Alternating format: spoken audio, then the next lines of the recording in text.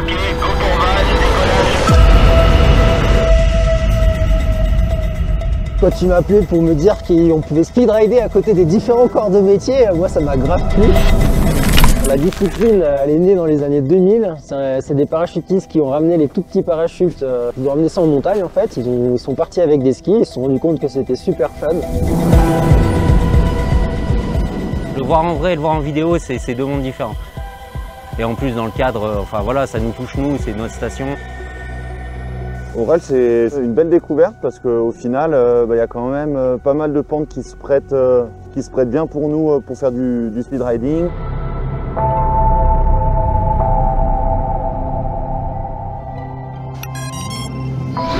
Pour réaliser un projet comme ça, en fait, il y a beaucoup de paramètres qu'il faut réussir à réunir. En premier, on va dire que c'est le beau temps, c'est le soleil. Ensuite, avec Val, le speed riding, ça demande vraiment des conditions de vent aussi vraiment particulières. Il faut vraiment que le vent soit très faible. Là, on a eu de la chance et on a pu combiner 3-4 jours où voilà, c'était les conditions parfaites au final pour nous. Valentin, lui, il va toujours quand même faire des tricks qui vont être assez techniques. Il va venir jouer soit avec des infrastructures, soit avec des personnes. Et ça demande énormément de précision.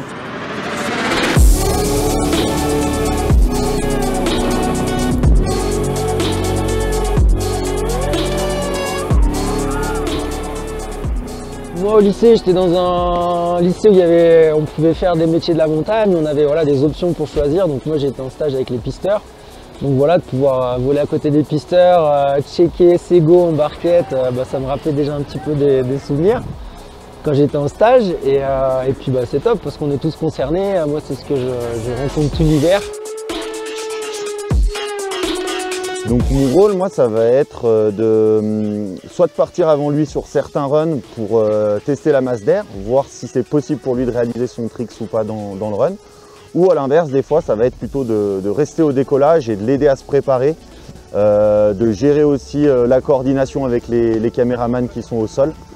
Et à deux, c'est sûr c'est toujours mieux aussi pour les prises de décision. Si on n'est pas tout à fait sûr des conditions de vent ou de la faisabilité du trick qu'il veut faire, moi je peux y aller en amont et puis en fonction de mon ressenti lui dire un petit peu si c'est jouable pour lui ou pas. C'est parti.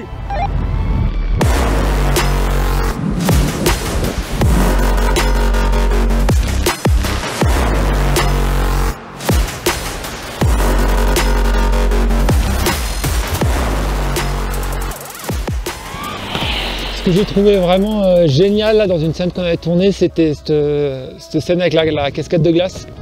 Ça, c'est un truc qu'on n'avait encore jamais fait avec Valentin et qui était, je trouvais, super impressionnant. Il faut se dire que Valentin, il vole à peu près entre 60 et des fois 100 km/h. Et donc là, de venir à cette vitesse-là, aussi proche d'une paroi, une paroi glacée qui est béton armé, quoi, c'est vraiment foncer droit dans un mur et puis au dernier moment venir tourner pour venir poser ses skis et impacter avec ses skis contre la glace. Ça, c'est sûr que c'est une prouesse technique.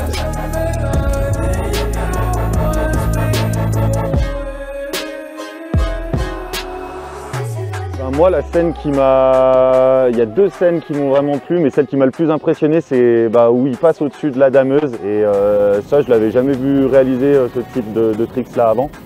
Et la scène aussi, on a pu venir jouer autour du télécabine.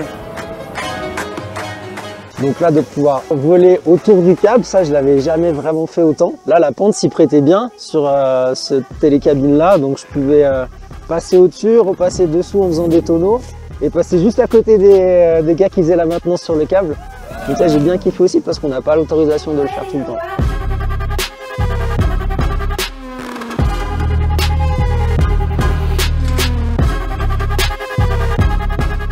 C'est sûr que bosser avec des figurants ou bosser avec un domaine qui est ouvert, c'est un challenge supplémentaire. Il faut gérer l'aspect sécurité avec le public. Et puis voilà, il faut gérer aussi avec tous les figurants leur jeu d'acteur, entre guillemets. Essayer de répéter les scènes au maximum avec eux avant que Valentin passe pour essayer de minimiser le nombre de prises en fait. D'habitude, nous, on est vraiment en milieu hors piste, donc loin des gens, on ne nous voit pas, on est tout seul en montagne.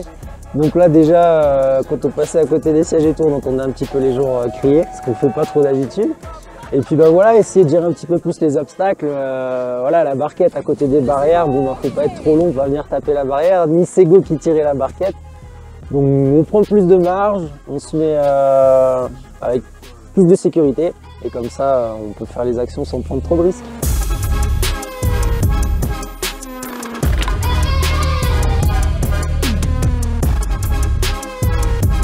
C'est vrai que nous, on n'a pas l'habitude d'être exposés, on pourrait dire. Et là, le fait qu'il y ait vraiment ce staff autour qui nous prenne, qui nous explique, qui nous donne vraiment cette ligne, écoute, voilà, on va faire ça, et y aller par étapes, et voilà, on a la possibilité de recommencer. C'est nouveau pour nous, et je pense que c'est un bel exercice à faire. C'est vraiment une belle expérience, moi j'ai adoré. Tout l'hiver sur des stations de ski, pas forcément à Aurel mais dans d'autres stations. Donc les acteurs du milieu montagnard, on les côtoie au quotidien. Et c'est clair que là ça fait plaisir de pouvoir leur faire un petit clin d'œil et puis de mettre en avant leur profession parce que finalement on les voit pas trop. Et si les stations aujourd'hui elles marchent comme ça, c'est grâce à eux aussi.